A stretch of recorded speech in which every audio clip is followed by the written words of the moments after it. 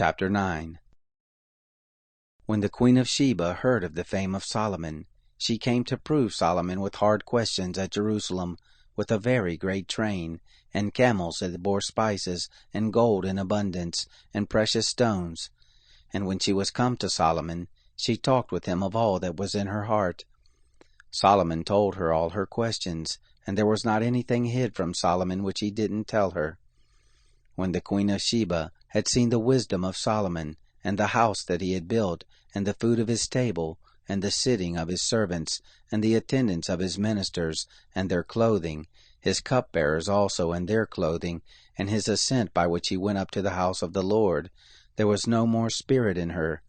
She said to the king, "It was a true report that I heard in my own land of your acts and of your wisdom. However, I didn't believe their words until I came, and my eyes had seen it. And behold, the half of the greatness of your wisdom was not told me. You exceed the fame that I heard. Happy are your men, and happy are those your servants, who stand continually before you and hear your wisdom. Blessed be the Lord your God, who delighted in you, to set you on his throne, to be king for the Lord your God, because your God loved Israel, to establish them forever.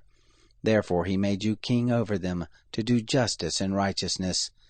She gave the king 120 talents of gold, and spices in great abundance, and precious stones. Neither was there any such spice as the queen of Sheba gave to King Solomon.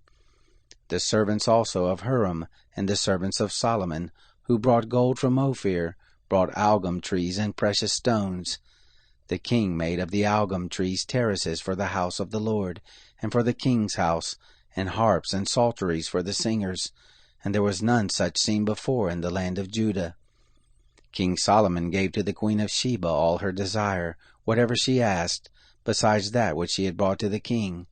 So she turned and went to her own land, she and her servants. Now the weight of gold that came to Solomon in 1 year was 666 talents of gold, besides that which the traders and merchants brought. And all the kings of Arabia and the governors of the country brought gold and silver to Solomon. King Solomon made 200 bucklers of beaten gold. 600 shekels of beaten gold went into one buckler. He made 300 shields of beaten gold. 300 shekels of gold went to one shield, and the king put them in the house of the forest of Lebanon.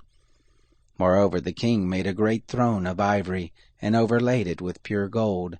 And there were 6 steps to the throne, with a footstool of gold which were fastened to the throne, and stays on either side by the place of the seat, and 2 lions standing beside the stays. 12 lions stood there on the one side, and on the other on the 6 steps. There was nothing like it made in any kingdom. All King Solomon's drinking vessels were of gold, and all the vessels of the house of the forest of Lebanon were of pure gold. Silver was accounted nothing in the days of King Solomon. For the king had ships that went to Tarshish with the servants of Huram. Once every 3 years the ships of Tarshish came, bringing gold and silver, ivory and apes and peacocks. So King Solomon exceeded all the kings of the earth in riches and wisdom. All the kings of the earth sought the presence of Solomon, to hear his wisdom which God had put in his heart. They brought every man his tribute, vessels of silver and vessels of gold, and clothing, armor and spices, horses and mules, a rate year by year. Solomon had 4,000 stalls for horses and chariots, and 12,000 horsemen, that he bestowed in the chariot cities, and with the king at Jerusalem. He ruled over all the kings from the river, even to the land of the Philistines, and to the border of Egypt. The king made silver to be in Jerusalem as stones, and cedars he made to be as the sycamore trees that are in the lowland for abundance. They brought horses for Solomon out of Egypt, and out of all lands. Now the rest of the acts of Solomon, first and last, aren't they written in the history of Nathan the prophet, and in the prophecy of Ahijah the Shilonite, and in the visions of Iddo the seer, concerning Jeroboam the son of Nebat? Solomon reigned in Jerusalem over all Israel 40 years. Solomon slept with his fathers, and he was buried in the city of David his father, and Rehoboam his son reigned in his place.